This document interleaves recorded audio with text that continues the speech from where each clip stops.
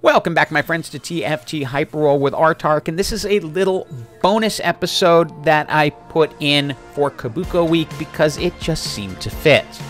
I played this on the PBE after launch, but before they made all of the changes, so some of them are in there, some of them aren't. Get Kobuko out as soon as you can. He's going to start gaining health immediately, so putting him out early, you'll get an additional 60 health as soon as the round changes. And let's look at the first set of augments. I'm pretty much already set with Dr. Eaper as my comp that I'm going with because I picked up all the elements. Living Forge, it's always tempting because you're going to get multiple artifacts throughout the game. But I've got Kindred, I've got Kobuko, I've got Rek'Sai, so I'm pretty happy with that. I'm going to go ahead and grab Gold Collector because that's a fairly good item to put on Kindred in this case, because Kindred, especially once we get the other Reapers out, will be able to take things out and collect extra gold. And I know what you're thinking. You're like, that's a 1-star Kobuko. What, are you crazy? That doesn't matter. The only difference is 60 to 80 health between 1 and 2 stars per round. So early on, it's safe to go with a 1-star Kobuko. You're not losing that much, but you don't want it to last like that too long. And I quickly discover that Dr. Eaper is contested as someone else has a Dryad emblem. And by the way, it kind of makes me laugh that this season, more than any other season before, are seeing me in-game and calling out the builds by name. Hey, are you going Dr. Eaper this time? Oh, I tried Heaven's Angels. It worked really well for me. It's really weird, but it means I'm going to use names like that more often. After one of those silly wastes of time, we got a Hull Breaker, and any chance to add health to Kobuko, do it. So I put it on him and moved him off to the side so he'll get the extra health. Now with Dr. Eaper, I tend to like to keep things even. 2 Bruisers, 2 Dryad, 2 Reapers if I can get it going like that. Before I'm going to go to the 3 or 4 Dryads, I like to make sure I have the Reapers. That's presuming they give them to me. Now heading into the second set of augments, we are 1 Kobuko away from gold 3-star. No hesitation. You take it because you want that gold Kobuko as fast as possible. Critical item for Kindred is going to be Rage Blade. Then we roll and we get the gold 3-star Kobuko. But we'll still be able to make use of that duplicator a little later on. Now, Kindred is going to be in great shape here with that Rage Blade and the Collector because she's going to be able to crit on her ults, and if they're low, we're going to be able to collect some money from them as well, and you can see she's doing a fantastic job. And we've done our 4 combat, so it is time for our next anvil and item choice. Nothing is slam dunk and everything has merits. The Mana Zane could work on Kindred because that will allow Kindred to cast like crazy early on.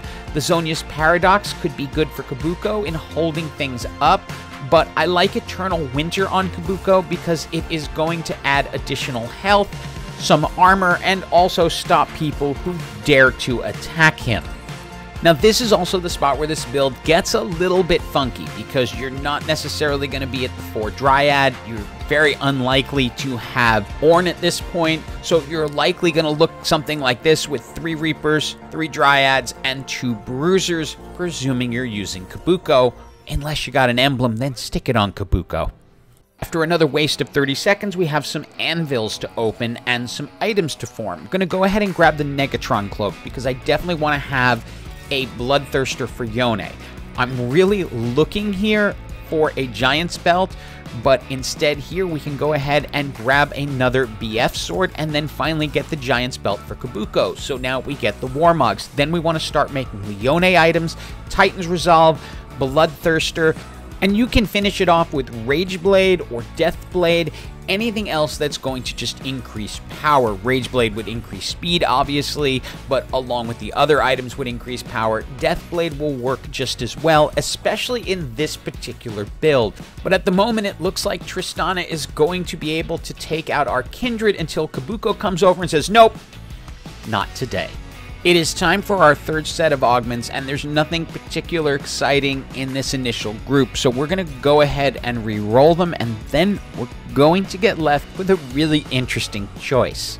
Edged Knight is tempting because I like it on Kayn. Then I re-roll and I get well fed. Now, normally I would only save well fed for a full bruiser comp, but I have a gold 3-star Kobuko, a gold 3-star Rek'Sai, so yeah, I'm going to go ahead and do that, and then those champion duplicators, they let us make the gold 3-star Kindred.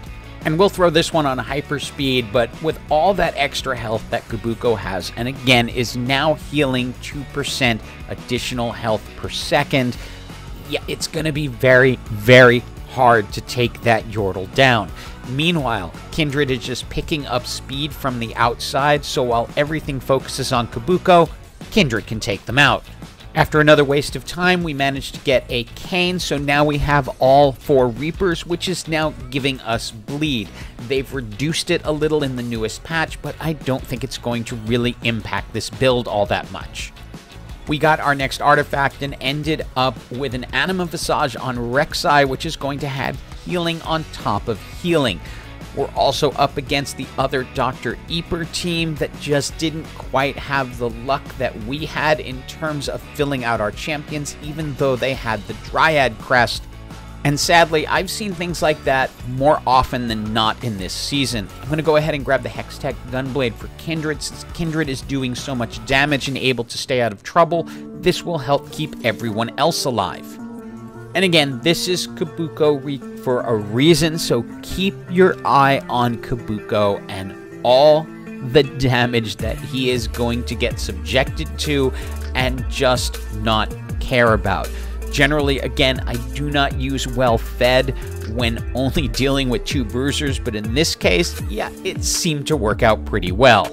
Especially since, say it with me now, we are now into the top 4. Champ-wise, I like to bring in Udyr at this point. I decide to go with Thieves' Gloves. Probably should have gone with Bloodthirster, but Udyr adds Behemoth, which also helps out Ornn. And this game is feeling a little inevitable as we absolutely crush through a Story Weaver team. And you can just see, once they start pressing in, there is no stopping them. They get them low, and Kindred just keeps executing them. And it is time to go for our final items and finish this build off, which will be with an Azir, who is the final Dryad. Again, sometimes you like to go for 6 if you can get the emblem. If not, stack Azir with AP, and he will do very well for you. Now, just when I thought this game was inevitable, it was going to be a flawless run beginning to end, stuff happened. Keep an eye on Kindred. We're going to play this more than one time. Her ult, she's supposed to jump away from her target. She activates the Zhonya's on Aatrox and then focuses on the center, but then jumps towards them twice and gets herself killed. And this is going to ultimately lead to the defeat of our team in this round. Because even though Kobuko is really, really strong and is going to be the last to survive, he can't hold up on that kind of damage. Now I'm going to run this slow just so we can talk about it. Zhonya's is triggered. Kindred's on Kobuko. Jumps towards them. Then away. Then back towards them again, and that's what gets her killed. I think it was a bug. Anyway, I submitted the bug report, but of course you don't hear anything back, so I don't know if they fixed anything. We got our final anvil, and it was time to get one more Anima Visage and put that on Ornn, so that Ornn can stay up longer and potentially make more items for more people. And I'm hoping that everything will just happen a little bit differently, and that first instance was just Kindred not working as intended.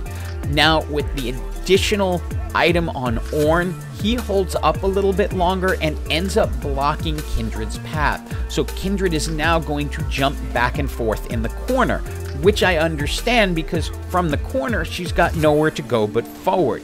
This, of course, will hold things up long enough now that Kindred can start getting executions thanks to the Collector. And then with Azir in the back just adding enough damage, it leads to a completely different outcome, with Kindred never getting herself in the same kind of trouble, and GG for everyone. One more video to go in Kobuko week. Hope you enjoyed this one, and as always, have an absolutely awesome day.